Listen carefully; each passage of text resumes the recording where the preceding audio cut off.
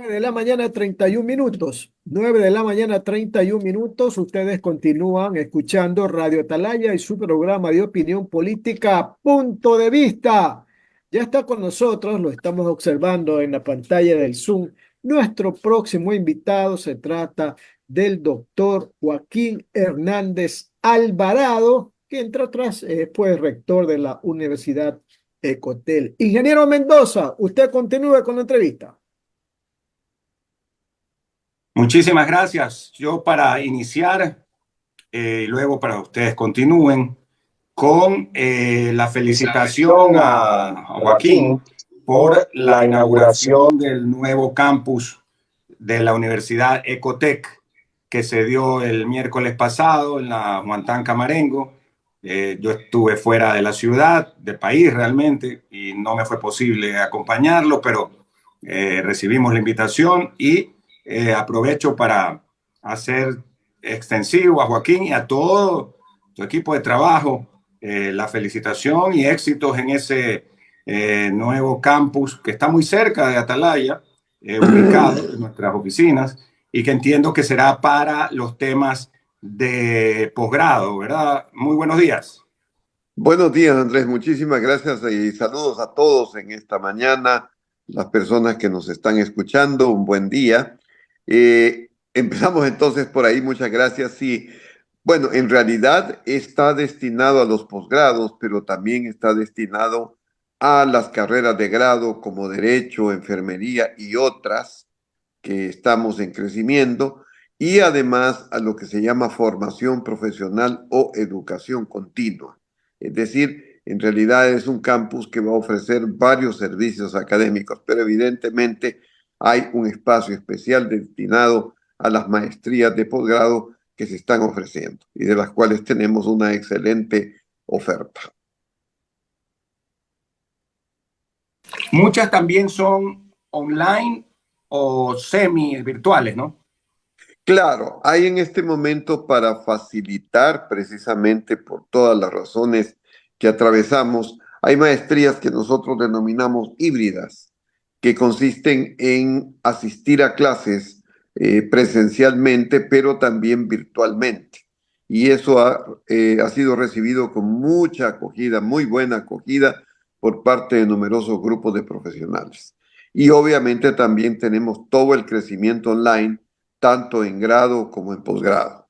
Es decir, tenemos una oferta muy fuerte, tanto en grado como en posgrado, con la garantía de que tratamos de reunir la calidad con todo lo que implica la formación online. A veces hay ofertas en educación online que simplemente es una cuestión de dar cursos y entregar cartones. En nuestro caso hay una preocupación por la calidad y por responder a las necesidades de las personas que toman estas maestrías. Tenemos una oferta muy buena tanto para carreras de grado como para programas de posgrado.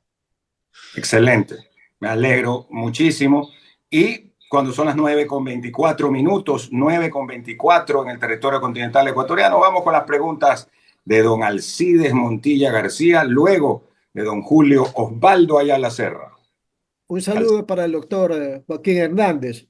Este viernes 9 de agosto, en que se celebra el Día Nacional de la Cultura, se va a entregar el premio Eugenio Espejo en su edición número 31. Uno de los aspirantes es precisamente el doctor Joaquín Hernández Alvarado, a quien estamos entrevistando. He leído y escuchado comentarios positivos todos respecto de la posibilidad de que usted sea el designado para la entrega de esta honrosísima presea, este premio Eugenio Espejo, doctor. Y quisiera, conjuntamente con los oyentes de Atalaya, escuchar cuál es su estado de ánimo, cuál es su momento, ¿verdad? Ante la probabilidad de que sea pues designado como, o mejor dicho, que se le entregue, ¿verdad? Este premio Eugenio Espejo a usted. Lo escuchamos, doctor. Muchísimas gracias. Bueno, en realidad yo, como alguna vez he indicado en declaraciones públicas, He sido postulado para este premio, lo he agradecido profundamente y agradezco a todas las personas que incluso a nivel público se han manifestado en diferentes editoriales, tanto en Guayaquil como en Quito. Y he dicho que mi interés es básicamente la idea de promover a la filosofía, que es un saber casi inexistente en el Ecuador de manera formal, hacer sentir la presencia de la filosofía, marcar un hito que impulse a las nuevas generaciones de filósofos jóvenes que están trabajando. Ese es uno de mis cometidos a raíz de la publicación de mi último libro, El fracaso de la filosofía latinoamericana. Eso por una parte. Y por otra, evidentemente, pues como rector en ejercicio, designar este reconocimiento aparte de todos los años del año 73 para adelante, en que he escrito en los principales medios de comunicación una columna editorial. Y ahí tratando de temas de cultura, de educación, de política internacional, gracias a lo cual pues también ustedes me invitan el día de hoy para estar presente y compartir la visión. Así que en ese sentido pues con muchas expectativas, con muchos deseos, insisto, no es un tema que sea hecho por vanagloria o por egos, simplemente es un deseo de que la filosofía tenga un lugar, un sitial en el Ecuador, esta vez a través mío. Así que esperemos, como todo, pues el gran filósofo Marco Aurelio dice que hay que esperar con sobriedad los resultados, confiando pues en que las decisiones sean las más adecuadas. Pero por mi parte, pues obviamente sería una gran oportunidad para promover a la filosofía. Doctor, usted ha dicho que su vida y su obra están dedicadas a la filosofía, como lo acaba de expresar en este momento, pero también a la academia. Usted es rector de una universidad y que siempre busca insaciablemente el sentido de la vida. ¿Cómo lo podemos interpretar esta última parte, doctor? Bueno, yo creo que hay un lazo de unión en el sentido de que en la academia tratamos no solamente de formar profesionales, sino también personas y formar ciudadanos.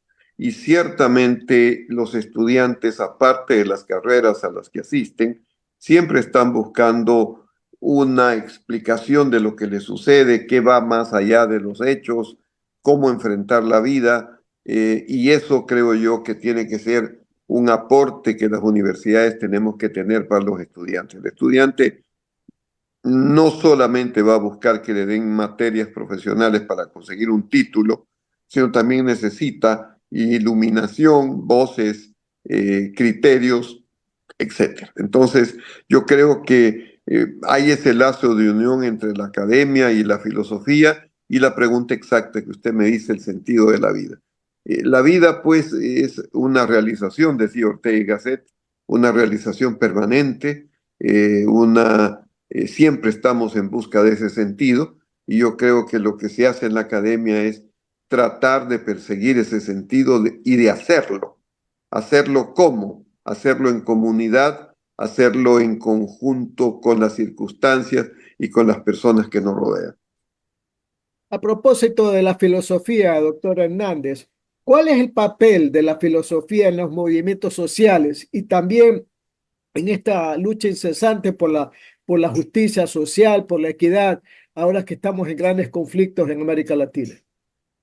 Bueno, yo creo que la filosofía siempre ha sido una propuesta, una expresión racional de los grandes conflictos que las sociedades atraviesan. Por ejemplo, el caso quizá más paradigmático es el caso de Hegel, que escribió durante la Revolución Francesa, durante el Imperio Napoleónico y después de la caída del Imperio Napoleónico, lo cual puede parecer quizá lejano a muchos de los que nos están escuchando, pero en su momento tuvo una intensidad tan fuerte como la que ahora nos conmueve con acontecimientos como los de Israel, Ucrania, etcétera, etcétera, ¿no? Es decir, la filosofía, Hegel trató de formular qué estaba pasando en Europa en esa época, ¿no? Porque la Revolución Francesa fue algo absolutamente, fue un hecho de una ruptura sin precedentes, ¿no? fue derrocado el antiguo régimen, los reyes. Tanto es así, el mapa geopolítico de Europa se conmovió, tanto que eso llegó a España, afectó al rey de España y eso generó toda la cuestión de la independencia nuestra de toda América del Sur. O sea, no es que las cosas quedan como quien dicen allá y yo estoy aquí y no pasa nada. No, hay una interrelación. Entonces, Hegel trató de hacer eso. Kant, en cambio, trató de hacer que la filosofía se acoplase, se sintonizase con la ciencia moderna, y actualmente hay diferentes corrientes. Hay un pensador argentino que a mí me gusta mucho, que se llama Agustín Laje, que tiene un libro sobre la batalla cultural, donde él muestra de que realmente lo que estamos enfrentando en América Latina es una batalla cultural. Él lo hace desde una sólida formación filosófica, pero muestra que en las estrategias, en las tácticas que se están haciendo por parte de determinados grupos progresistas, lo que hay es una batalla cultural por captar la conciencia de la gente. Me refiero, por ejemplo, a hechos como desde el cambio en el lenguaje, ese querer meter y destrozar el castellano diciendo las les, que parece una tontería, es una forma de desarticular el sistema. La batalla cultural por parte de estos grupos es quitar legitimidad, quitar respeto a las instituciones, la familia, el Estado, la religión, las costumbres, caer en un relativismo absoluto, que es, bueno, yo pienso así, usted piensa de otra manera, cada uno piensa a su manera, con lo cual pues es evidente que es imposible un consenso, porque ¿cómo vamos a hacer una república sin consenso, donde cada uno dice, no, yo pienso así, yo pienso allá? Hay cuestiones que nos unen. Entonces, esta es la batalla cultural. Y Laje es un pensador de una profundidad y de un rigor que me parece extraordinario. Las 9 de la mañana, 33 minutos, Radio Atalaya y su programa de opinión política Punto de Vista. Estamos entrevistando al doctor Joaquín Hernández Alvarado, rector de la Universidad Ecotec y aspirante a ganar el premio Eugenio Espejo en su edición número 31. Más preguntas de mi compañero Julio Ayala. Adelante, Julio. Gracias, doctor Joaquín Hernández, mucho gusto de saludarlo. Hay Igualmente, algo, Julio. gracias, hay algo que me queda flotando en la mente. Yo fui docente durante 48 años y 38 años de ellos lo dediqué a la docencia universitaria. Y una de las falencias que yo creo que está latente en la educación es el tema de que el profesor no busca en sus alumnos un cambio de conducta real.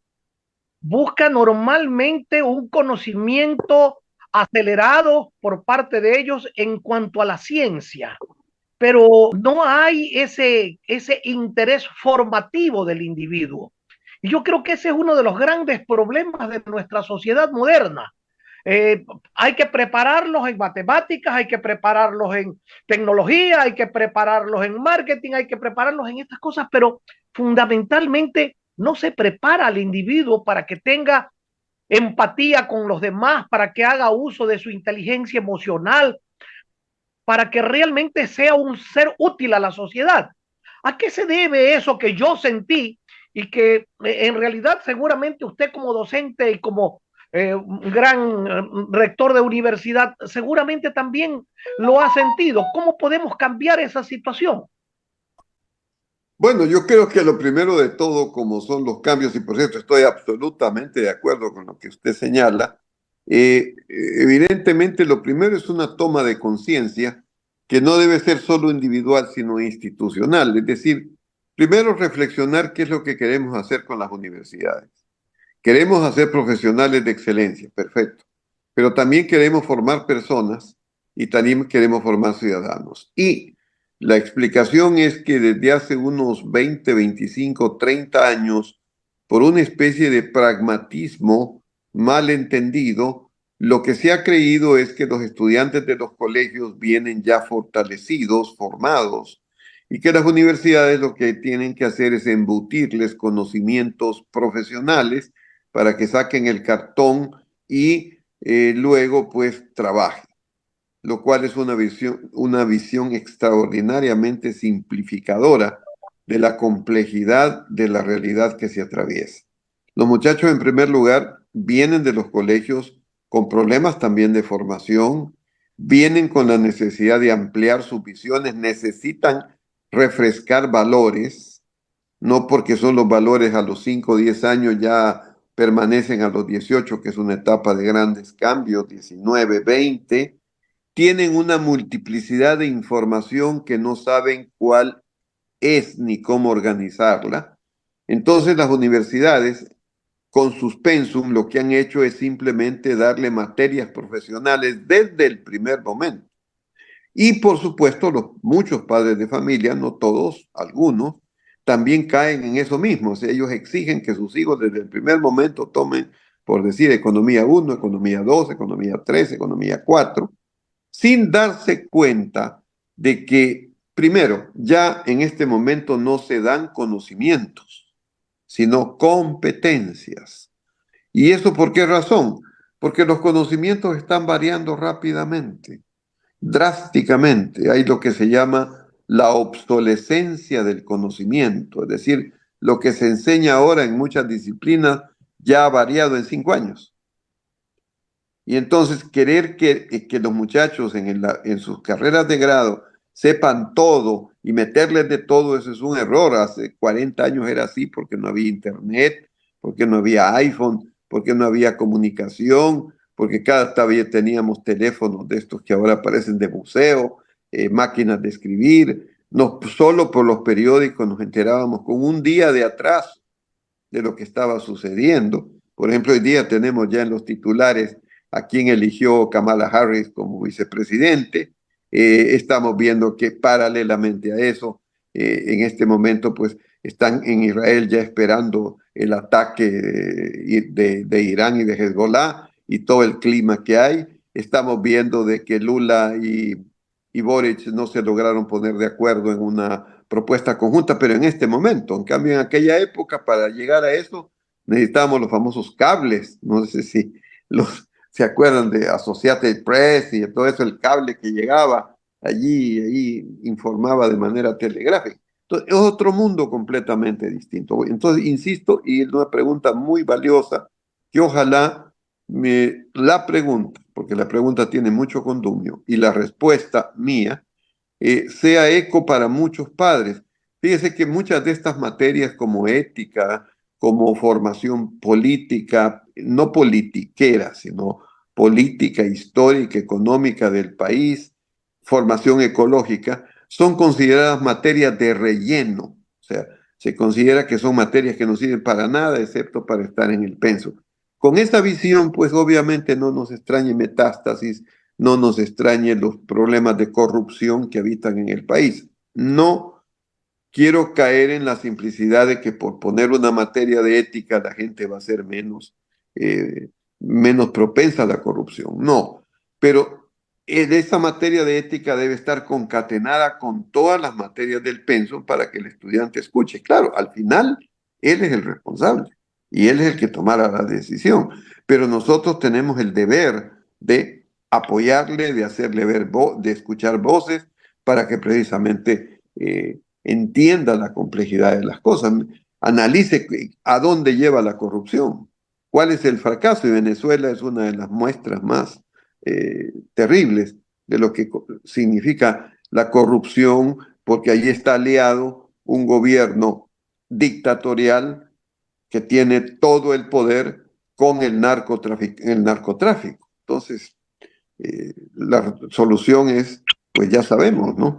La muerte de todos los que no están de acuerdo, un éxodo que está en 8 millones, que será a 9, si es que se consolida Maduro. Las condiciones de vida, estaba viendo ahí un artículo muy bueno de Walter Spurrier, que dice que Venezuela solo podría alcanzar en 2060 el nivel de vida que tenía en 2013, gracias a todos estos despilfarros, locuras, barbaridades, excentricidades y robos de la camarilla de Maduro.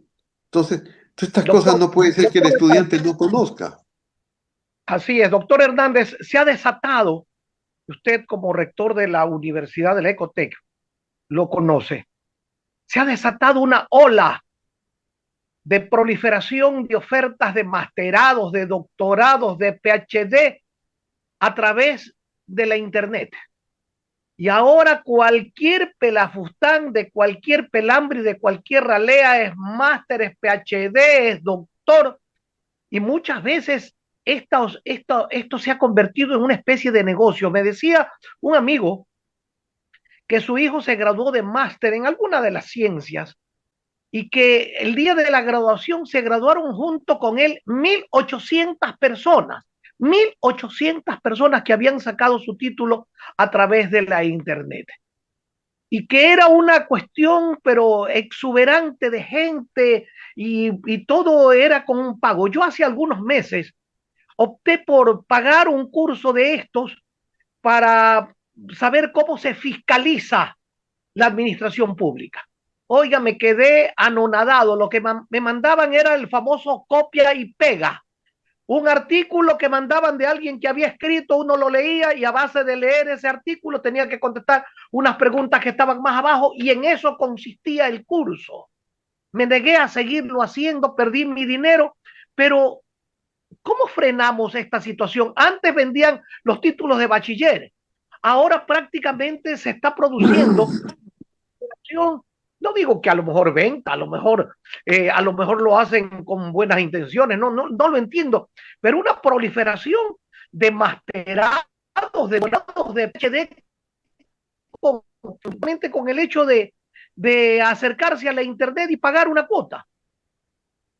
Bueno, yo creo que estamos precisamente, esa es una de las consecuencias que tenemos de que no, a ver, primeramente hay un hecho real, la gente está necesitando formación de posgrado, o sea, ya la época en que la gente se quedaba con el título de grado se terminó. ¿Por qué? Porque necesita especialización, porque necesita actualización, porque incluso necesita para ascender en determinados trabajos esos títulos. O sea, esta es una necesidad. Y en el caso ecuatoriano hay evidentemente un mercado todavía no satisfecho, y digo mercado en el sentido más amplio de la palabra. Algunas personas creen que eso lo vuelve de un nivel meramente de negocios, pero no. Eh, la verdad es que es necesario eh, a esta gente ofrecerle, y no solo ahora, sino seguirle ofreciendo posgrado. Ahora, ahí vienen las cuestiones. Eh, va a haber ofertas de todo tipo. Querer imponer un criterio fracasa, termina fracasando, porque en definitiva, ¿cómo se controla el Internet? ¿No? Entonces, a estas alturas del partido, ¿a qué tenemos que recurrir? A la formación de la gente, a la conciencia de la gente, de qué es lo que necesita, qué es lo que va a hacer, y algo que es muy importante, a las certificaciones y acreditaciones de las universidades que expiden esos programas.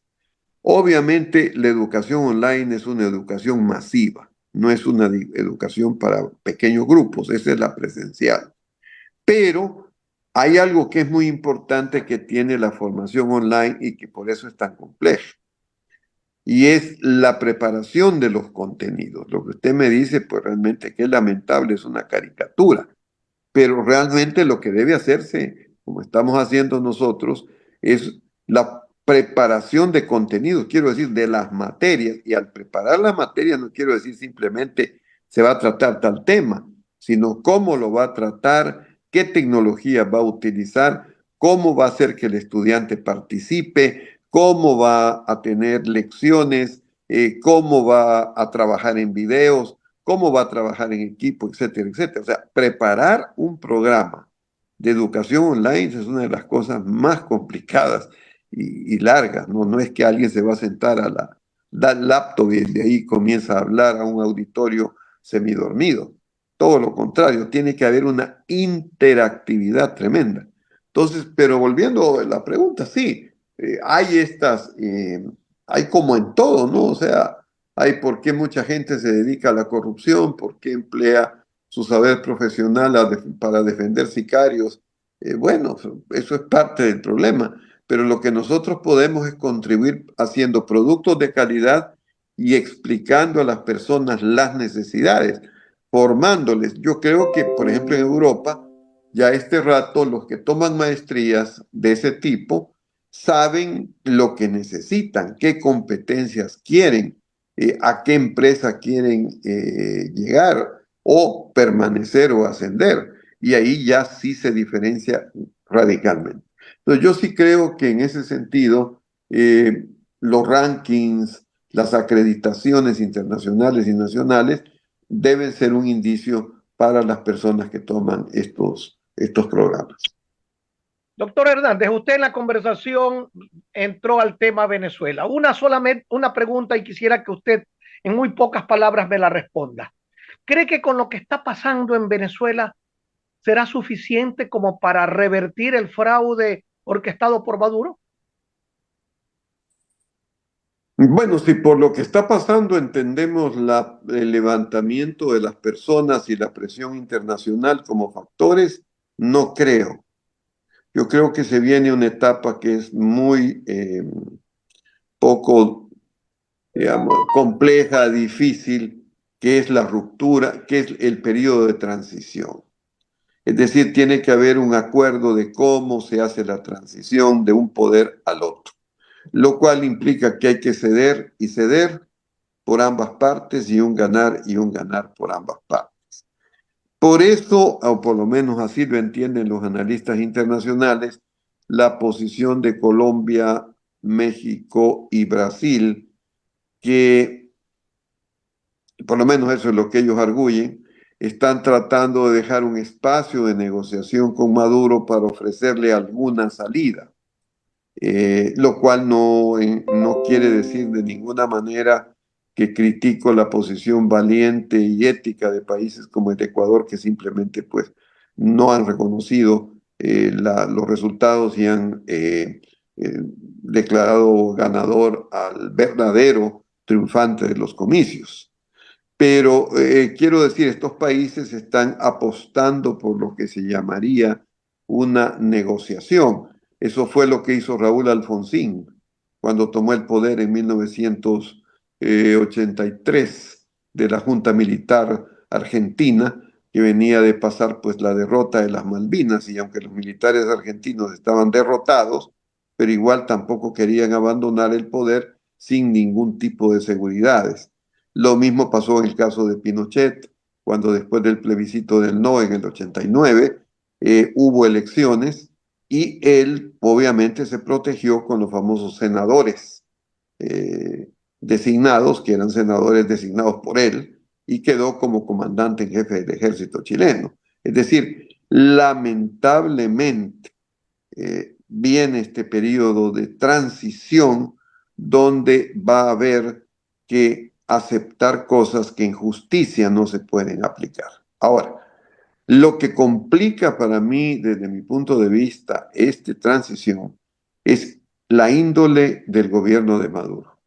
Porque aquí no estamos ante un dictador del siglo pasado, un Fulgencio Batista, un Anastasio Somoza, eh, un Rafael Leonidas Trujillo. Estamos frente a alguien donde está la alianza de narcotráfico, organizaciones criminales y autocracia.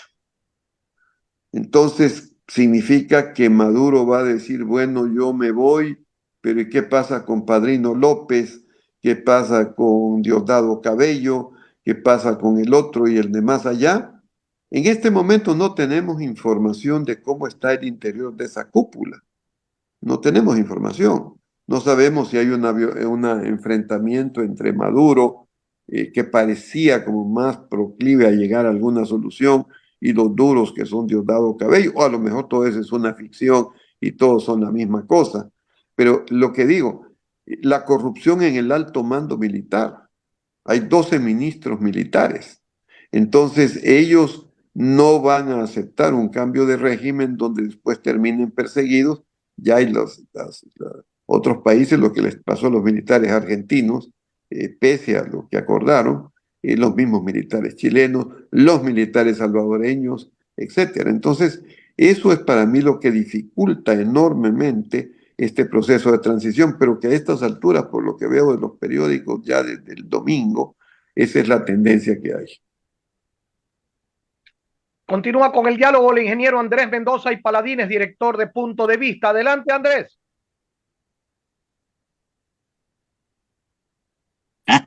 Las 9 de la mañana con 51 minutos, 9 con 51 minutos. Estamos en Punto de Vista a través del sistema de emisoras Atalaya con el doctor Joaquín Hernández. Vamos a pedirle a Joaquín que nos espere un momentito y regresamos inmediatamente con más. Nos toca, tenemos una pausa atrasada. Vamos a hacer una breve pausa comercial.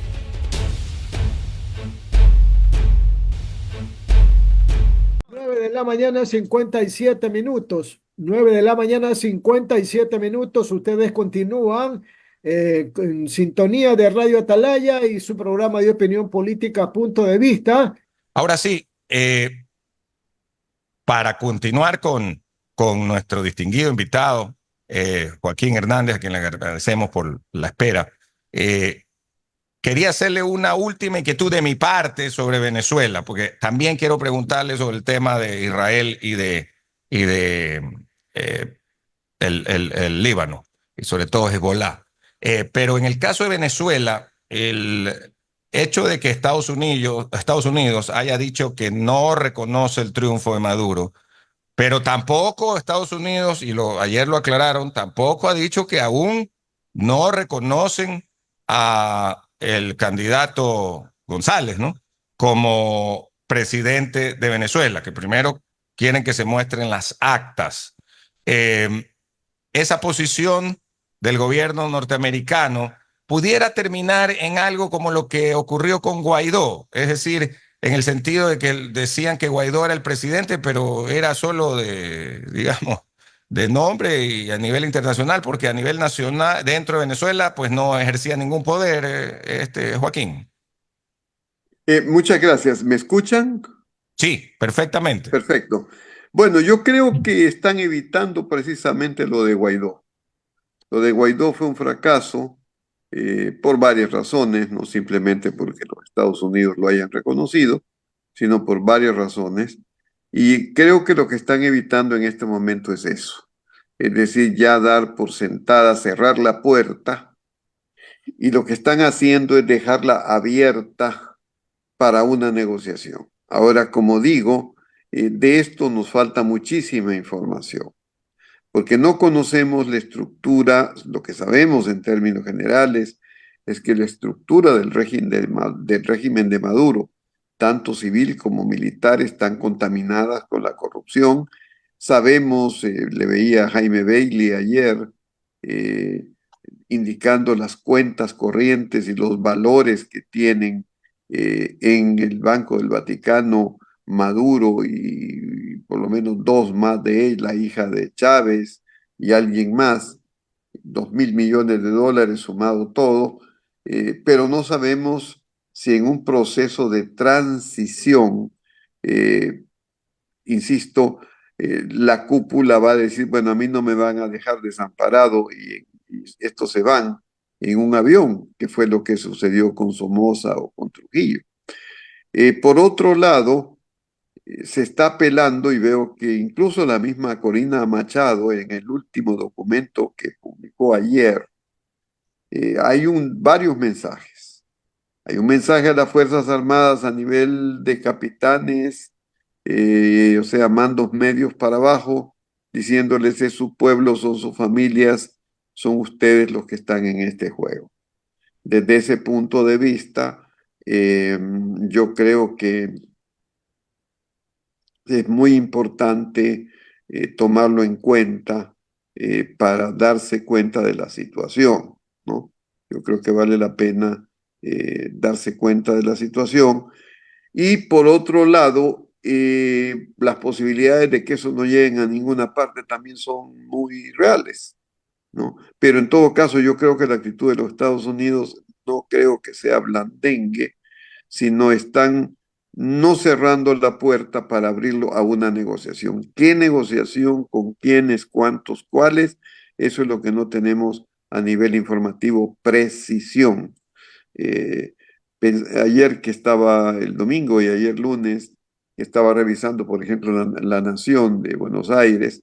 Ahí sí hay mucha información, por ejemplo, sobre cómo fue la salida de los diplomáticos argentinos de la embajada en Caracas con todo detalle, las tensiones, la canciller Diana Mondino, qué pasaba cuando había declaraciones de Milei y cómo volvía a entorpecerse todo, Brasil, etcétera.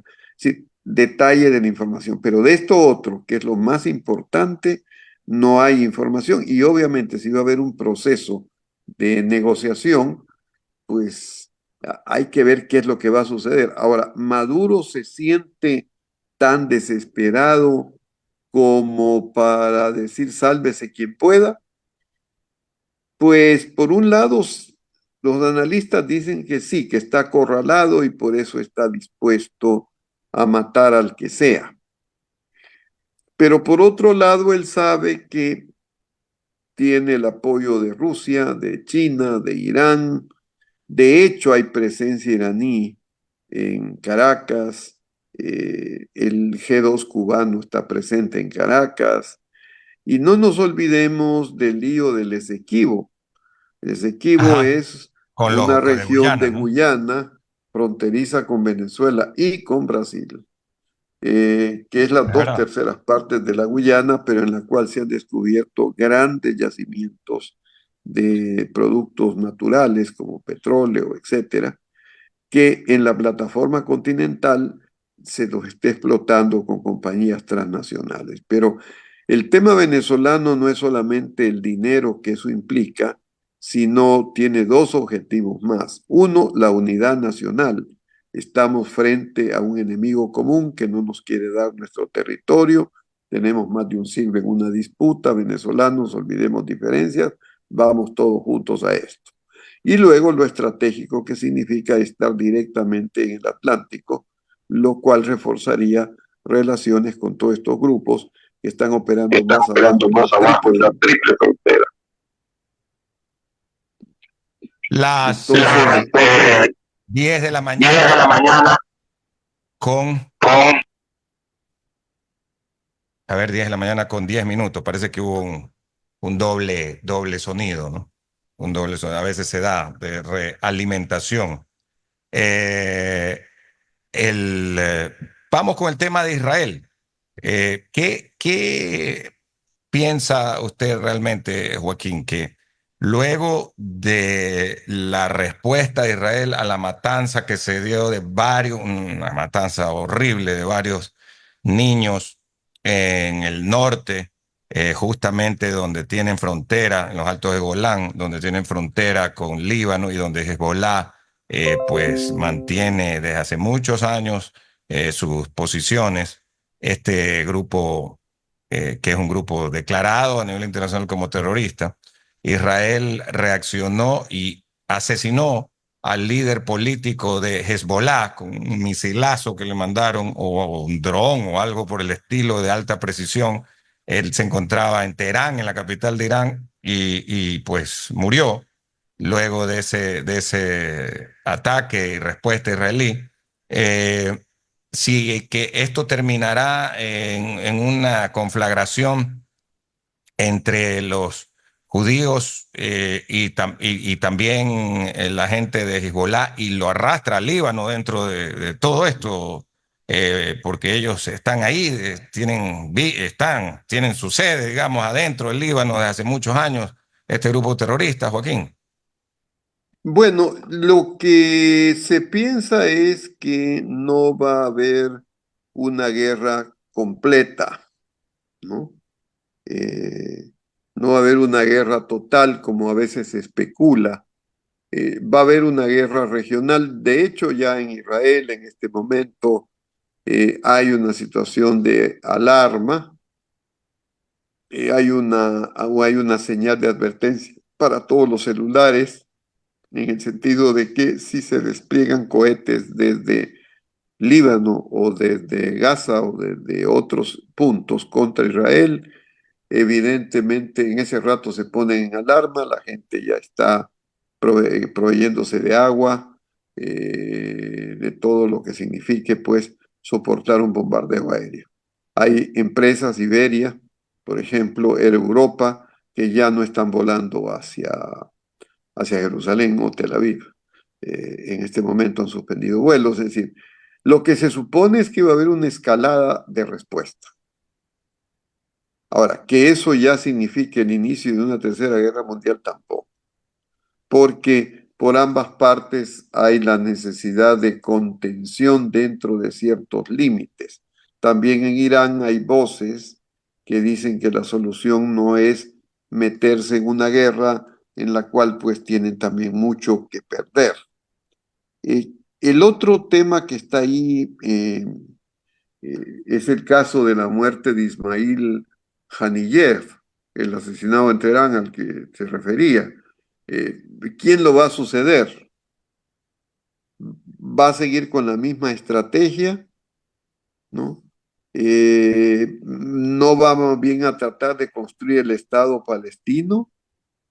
¿No?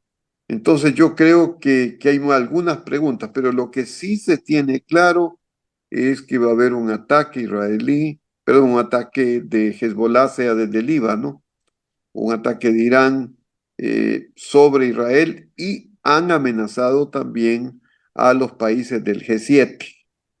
Incluso hoy día la nación de Argentina ponía a Argentina en país de peligro por las relaciones tan estrechas entre el presidente Milei y Netanyahu. Es decir, Argentina se vuelve un lugar de peligro de un posible ataque de Hezbollah. Entonces, esto es lo que sabemos, pero insisto, serán ataques parciales que no van a escalar, por lo menos.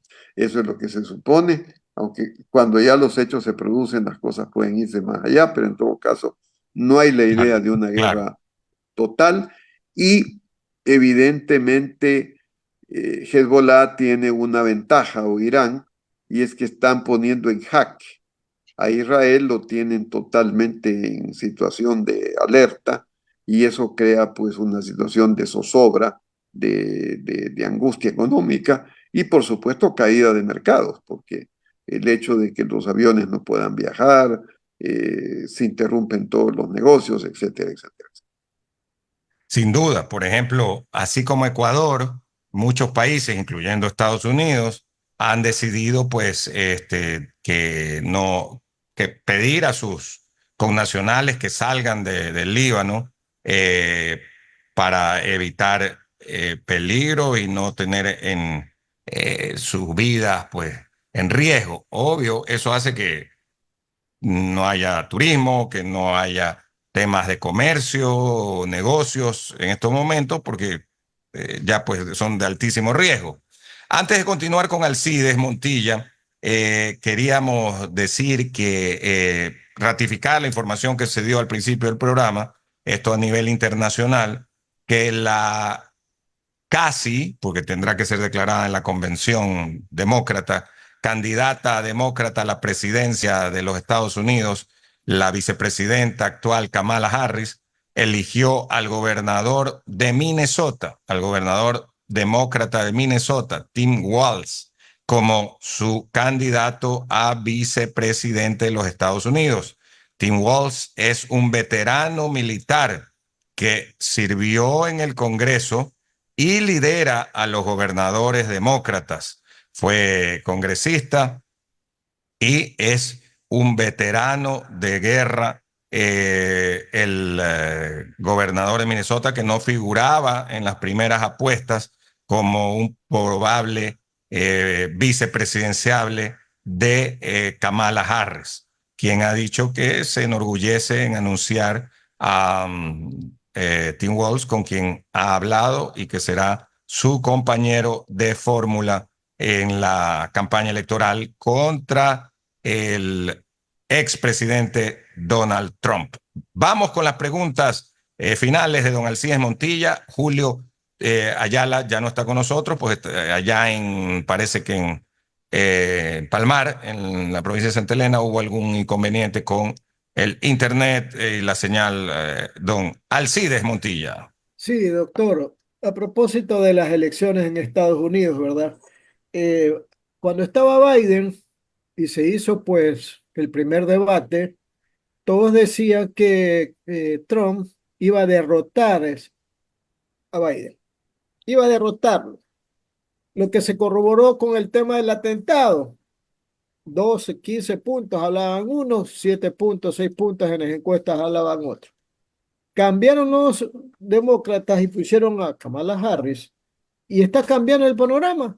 Veo inclusive, y ayer mismo el mismo programa de Jaime Bailey sacó unas encuestas donde decía que Kamala le está ganando a Trump. O sea, se tiró al agua el tema del atentado que ganó en el debate, etcétera, etcétera, ¿verdad? ¿Cómo ve de forma muy breve, doctor, las secuencias electorales en Estados Unidos? Bueno, gracias. En realidad hay un aplauso por la elección del vicepresidente como compañero de fórmula por Kamala Harris. Precisamente esta mañana estaba viendo The Economist y según ellos, efectivamente, Kamala Harris está un poco más arriba que Trump, ¿no? Claro, ahí van a tener que desarrollarse dos tipos de relato, ¿no? El de Trump ya lo conocemos. ¿Cuál es? Kamala Harris lo que va a tener que hacer es no meterse a ser bravucona ni peleona, sino más bien a mostrar otra faz del Partido Demócrata más fuerte, lo cual es un poco difícil porque están con problemas liberales, pero en todo caso la elección de este Walz es interesante. El estado de Minnesota pues no es un estado republicano, eh, pero sin embargo es una persona de centro, no es, y que tiene mucho contacto con el estadounidense de color de raza blanca, no tiene, pues, no puede ser señalado por desviaciones en ese tipo, ¿no? Sino todo lo contrario, y aparentemente, pues, le da solidez a su candidatura, ¿no? Veamos a ver, pero evidentemente Kamala Harris aparece como una figura nueva, como mujer seguramente va a tener el aporte de las mujeres, el voto femenino, ¿no? Eh, y veamos a ver, porque, pero sí es cierto, evidentemente, las encuestas que en este momento están apareciendo, yo cito a The Economist porque me parece una publicación bastante seria, eh, Kamala Harris va arriba en este momento. Ingeniero Mendoza.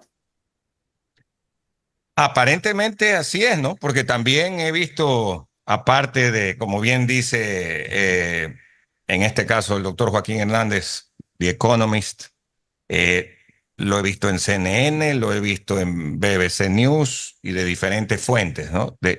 Ahora, tengamos claro que en Estados Unidos la votación, como siempre lo hemos dicho aquí, no es directa, sino que se vota por pues, los famosos pues, Colegios, estados, los colegios electorales en cada estado, Joaquín, ¿verdad? Entonces ahí así es. no solamente es quién está encima en el voto popular, digamos así, sino quién está encima en el voto, el colegio electoral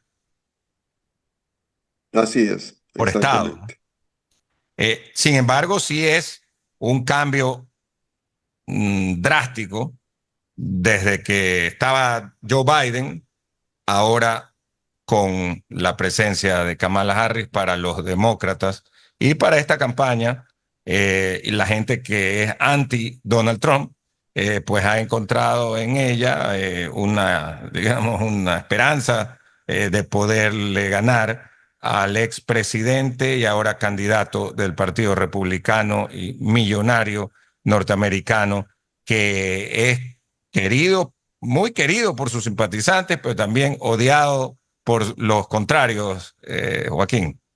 Ujú. Así es, yo creo que en este momento, pues, lo único que podríamos sacar como conclusión es que lo mejor que podía hacer el Partido Demócrata es, independiente, no digo que estemos o no de acuerdo, sino que lo mejor que encontró y que aparentemente favorece su posibilidad de triunfo es el caso de Kamala Harris. Otra cosa es que analicemos las ventajas y desventajas de Kamala Harris y de Trump en política internacional, sobre todo en lo que nos afecta a nosotros, ¿no? Y los valores que cada uno tiene. Pero digo, en general pareciera que dentro de las cartas que tenían los demócratas, han escogido a esta carta que por el momento les está dando este triunfo.